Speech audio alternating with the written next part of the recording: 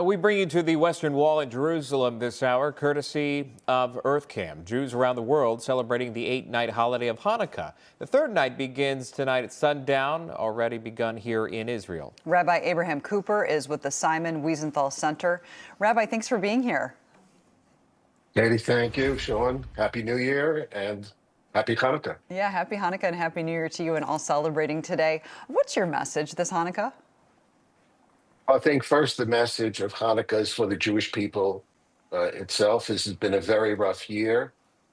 Last night, the latest ballistic missile was actually knocked down by U.S. forces before it hit Israel. But imagine virtually every night now, people running to the shelter at 2, 3 a.m. in the morning. There's a 7-front war going on. And a lot of people looking from the outside in saying, is it all worth it?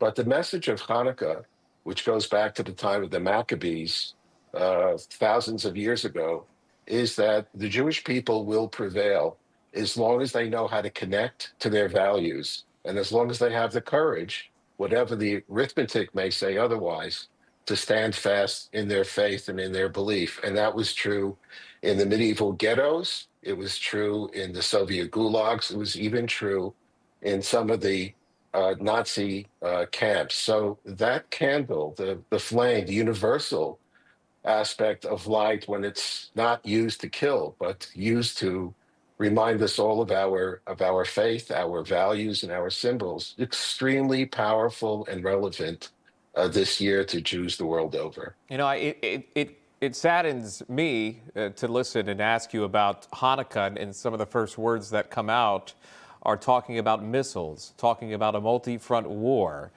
when it shouldn't have to be that way. But indeed it is. I mean, we have this video of what you're referring to, soldiers now lighting the menorah in northern Israel.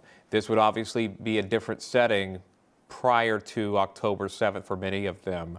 So Sean, what a lot of people don't know is that the IDF is a citizen army. These are young people who rather be at university, and old-timers who were brought in from reserves. Some of them flew in from the United States and other countries to do their duty. And every casualty that takes place, hits very hard. And this morning in Herzliya, an 87-year-old survivor was stabbed to death by a Palestinian terrorist right in the middle of the street. So it's difficult to step away from it, but, we want our children to focus on the positive. We want them to understand that the heroics are not just the military, because they will eventually fade.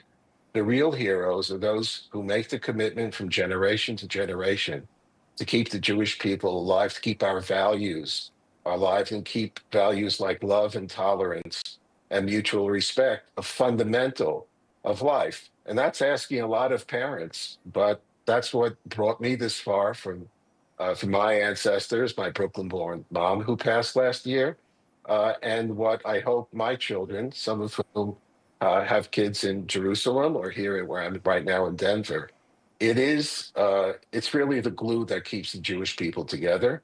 And in a broader sense, the underlying message of Hanukkah in terms of values and being able to retain your identity wherever you live, that's a universal challenge, which I think almost every American can identify with.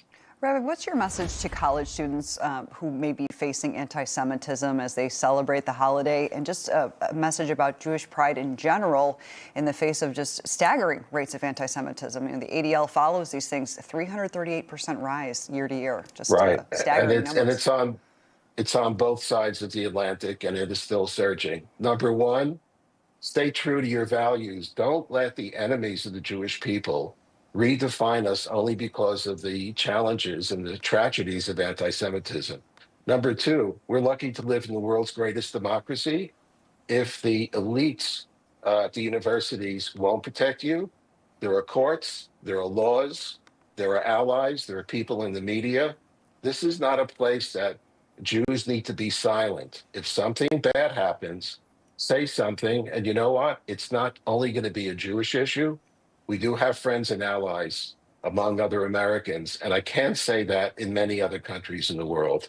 My main blessing is stay strong and don't ever let the enemy's narrative define us. Information. Truth is freedom. Is Newsmax. It's real news for real people.